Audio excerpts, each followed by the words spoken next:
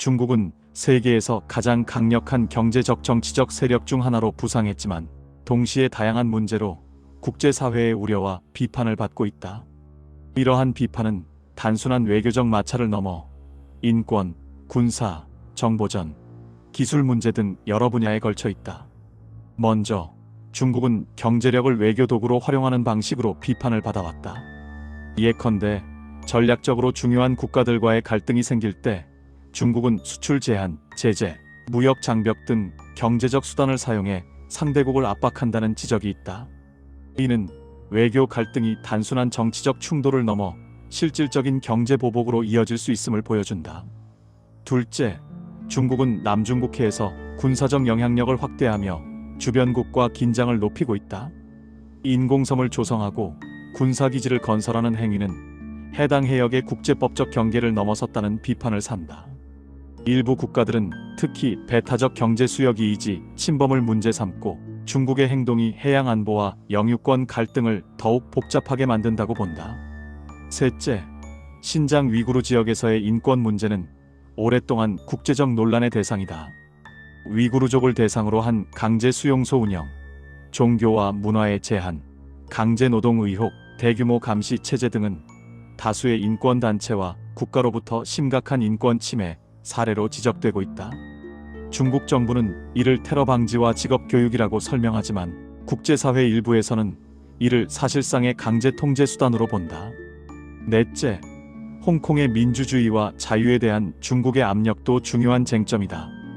홍콩 보안법 제정 이후 민주인사 체포, 언론, 자유 제한, 선거 제도의 재구성, 시위와 집회 권리에 대한 제약 등이 두드러지게 나타났다. 많은 비평가들은 이를 일국양제 체제의 약속이 훼손된 증거로 해석하며 중국의 통치를 통한 정치적 통제를 우려한다.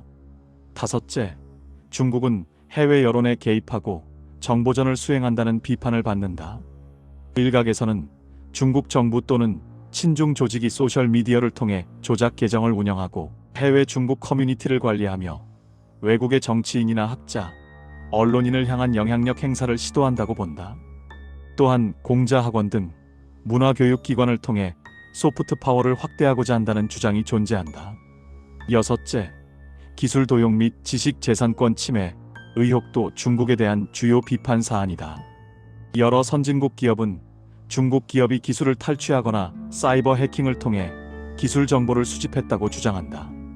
또한 외국 기업의 기술 이전을 강요한다는 비판도 제기된다. 이러한 행위는 기술 경쟁에서 불공정한 이점을 제공하고 국제 무역 분쟁의 원인이 되기도 한다. 일곱째, 환경 문제 또한 중국이 직면한 국제적 비판 대상이다. 중국은 세계 최대의 탄소 배출국 중 하나이며 대기오염과 미세먼지의 국경 이동 문제, 폐플라스틱 및 해양 쓰레기 배출, 불법 어업 등 환경적 책임에 대한 비난을 받고 있다. 비록 최근 재생에너지에 대한 투자를 확대하고 있으나 여전히 국제사회에서는 중국의 환경 정책이 부족하다고 보는 시각이 많다. 마지막으로 중국의 대외 원조와 인프라 투자 전략의 일대일로에 대해서도 비판이 존재한다. 많은 국가들은 중국이 빚을 이용해 정치적 영향력을 확대하고 채무 부담이 큰 국가들을 경제적 정치적으로 통제하려 한다는 우려를 표한다. 요약하면 국제사회에서 중국 정부가 비판받는 핵심 분야는 다음과 같다. 경제적 압박을 통한 외교, 군사적 팽창, 인권 탄압, 민주주의 억압, 정보전 및 영향력 확대, 기술 탈취, 환경 파괴, 그리고 대외 부채 전략이다. 이러한 문제들은 단순한 국가 간 경쟁을 넘어 국제적인 구조적 위험 요인으로 여겨지고 있다.